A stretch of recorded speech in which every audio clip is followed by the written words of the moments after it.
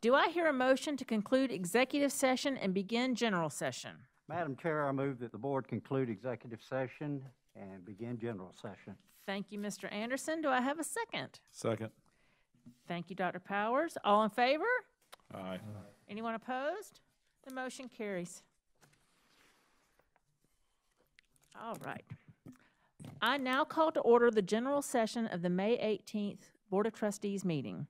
We are meeting tonight in compliance with CDC recommendations. The auditorium has been thoroughly cleaned and sanitized before the meeting and will be after the meeting as well. District staff will also sanitize the microphone before and after staff presentations or individuals speaking during citizens' participation. All board members, employees, or other individuals in attendance are encouraged to social distance and should wear a face covering at all times. There is limited seating to maintain social distancing.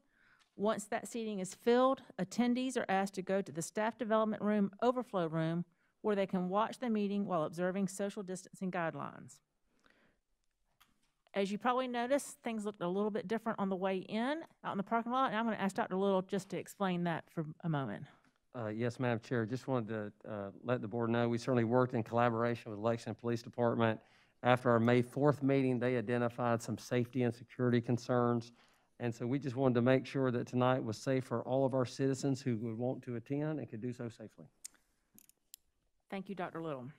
The public is encouraged to watch the meeting on our YouTube channel. After the meeting, the district will follow its previously established process by posting a video of the meeting to the district's YouTube channel, Lex One video site, and our own website. The district is in compliance with the South Carolina Freedom of Information Act by notifying the media of the date, time, and place of the meeting. The district tapes the meeting for accuracy in preparing the minutes. I now yield the floor to Ms. Jada Garris to lead the Pledge of Allegiance. Madam Chair, fellow board members, staff, and guests, please rise and join us in the Pledge of Allegiance.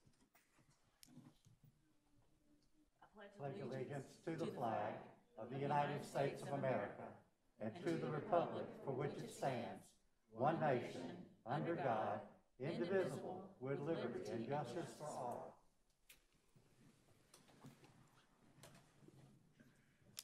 Thank you very much, Ms. Garris. Okay, on to 5.0, approval of the agenda. Ms. Katie Carter, a citizen, has requested that she be added to the agenda for tonight's meeting to address the board regarding the 2021-2022 general fund budget. Pursuant to policy BEDB, if a majority of the board would like to add her to the agenda, we can do that. Is there a motion to amend the agenda and add a presentation by citizen Katie Carter to the agenda as item 8.1?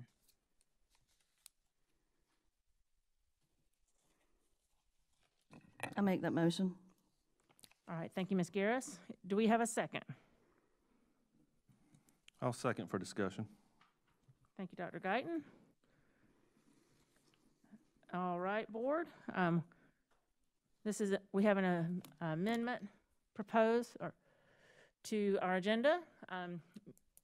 Ms. Garris, would you like to just elaborate on the request that we've received? Yes, so Ms. Carter has sent several emails back and forth between the board chair and the superintendent. She followed board policy in requesting to be added to the agenda, and I see no reason why she shouldn't be. Thank you. Board, is there any discussion about the request? So what has she stated that she exactly wants to talk about? She has indicated that she would like to address the board about the 2021-2022 general fund budget. And have any of you received any communication from her other than just the request to be on the agenda? Like any questions, any? Oh yeah, this is Jada. She's asked me a lot of questions over the last week. About the budget? Yes, about budget. Did the rest of the board receive those questions? I've not received anything from her. Oh, I don't know if the rest of the board received those questions. I'm not sure who she was emailing. I just respond to every email I get, so. I did not receive any requests for information. Or did the finance office or the superintendent's office receive questions from Ms. Carter regarding the budget? I believe Mr. Salters had some interaction. I had one question related to a copy of a contract, which I responded to today. Thank you. Anyone else have any questions or comments about the request? Yeah, you know, this is a tough one. The policies stated were policy KCA, policy BCBI, and policy BEDB. Policy KCA was issued in 5/1985. Policy BCBI was issued in 5/1985.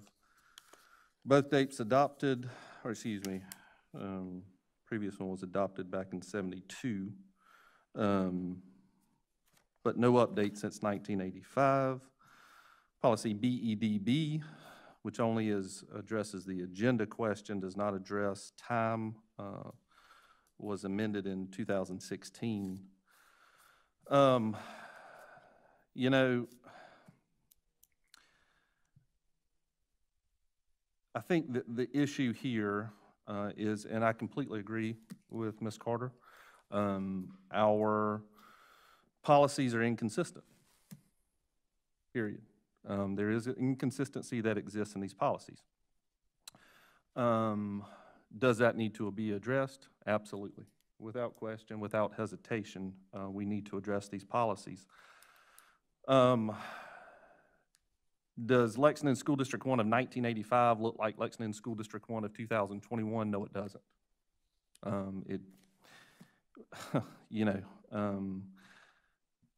I think there's maybe this idea out there that as a board, we don't listen. As a board, we're not approachable. As a board, the only way to get our attention is through the lectern. I would argue against that. I think this is a board that works. I think if you specifically go to policy, give me 1 minute. If you specifically go to policy BCBI, during the 15 minutes set aside for public participation, the chair will divide the time according to the number of participants, not to exceed 3 minutes for any one speaker. During the 15 minutes set aside for public participation. I think it's very clear from not just last board meeting, but from other board meetings, that is not something we have enforced. We have not just allotted 15 minutes for public participation. If you wish to address us, I think we have been diligent in allowing that and not enforcing policy. I think this is a board that is interested in processes. I think this is a board that is interested in making sure that we protect the students, that we protect the district, and quite frankly, we protect the community. So while I would like to have seen at least some due diligence for any request about being added to the agenda, I have seen none. To answer the question directly, I have seen nothing come to me about specifics. I think if we were to have that, it would allow us to be better prepared. I also find no fault in the approach that was taken to be added. I think it falls within policy guidelines. Do I think we need to absolutely review these policies and bring them up to date? Without question. The days of 1985 are over, and I think we need to come into 2021 while, and please don't hear this incorrectly, while maintaining the practice of citizens' participation and the ability to approach us. That's my 2 cents. Well, and I would just like to add that, I mean, the board has, in our responses to Ms. Carter's request to be on the agenda, we, in good faith, we have responded. You know, our budget process this year started a month earlier than it usually does. We had a time of the board setting budget priorities in March, and so really 4 months out of our 12-month year, we will have talked about the budget. Since we first put it kind of into the discussion for the public, we've had 5 board meetings at which Ms. Carter or anyone else could come and address us during community participation about the budget. And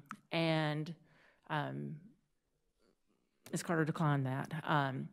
And we will have 2 more opportunities before we vote on the budget for community participation. We also have a public hearing coming with the 3rd reading, and that is the time that we really take public input on the budget. Additionally, we welcome emails, phone calls, not only to the board members about the budget, and that we'll happily answer, but to the superintendent's office or to the finance office.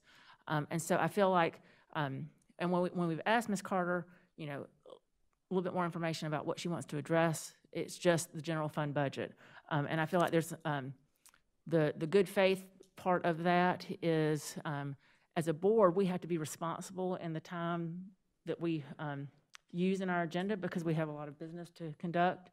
And we need to make sure that that presentations are appropriate and that they are within our, our governance, and that they're timely, and having no sense of what the intent of Ms. Carter's presentation is, because that hasn't been shared with us. I'm extremely reluctant to extend more than just the time on community participation to her. So that's my 2 cents. So anyone else have any thoughts or comments? I guess what I would say is if a board, we were not having an issue addressed that we felt like the chair and the superintendent needed to address that was valid and brought to the community, this is a pathway for us to do it. But by voting for it, we're endorsing the idea or the discussion, and I don't know what I'm voting for. So again, I would continue to encourage our community to talk to us as board. That's why they elected us. And again, we will advocate for the issues through our channels, as we do today, as we would do tomorrow, as we did yesterday. So that would be my recommendation. And I would add that, the administration and the board are responsive to what we hear from the community, because the 2nd reading that we will hear tonight of the budget contains changes that have been made since the 1st reading. And that's the reason we have 3 readings of our budget. And most school districts don't have 3 readings of their budget. They have 2 readings of their budget. But we are extremely transparent and extremely open about our budget process. And also, we are constrained quite a bit by what the General Assembly does, and they're in sine die right now, so they're not even talking about their budget right now. And so we'll have to wait for what they do to really even resolve what our budget is going to look like when it's finally voted on. So is there anyone have any other comments about? This is Jade. I just have one more thing to say. I had printed out these emails before I came. In addition, she also says in one email, I want to represent myself on the topic of the 21-22 general fund budget and board policy. So, and the board oversees policy, so that's something else you wanted to talk about. Okay. Thank you, Ms. Garris, for that clarification. All right, board, is there any other discussion? All right, we have a motion to amend the agenda to add a presentation by Citizen Katie Carter to the agenda as item 8.1. All in favor, please say aye. Aye. Would you mind raising your hand? Thank you, too. And all opposed, please raise your hand. All right, and the amendment is defeated. All right, do I hear a motion to approve the agenda as presented? So moved. Thank you, Mr. Anderson. Do I have a second? Second. Thank you, Dr. Powers. Is there any discussion? All right, thank you. All in favor, please say aye. Aye. Anyone opposed? And the motion carries.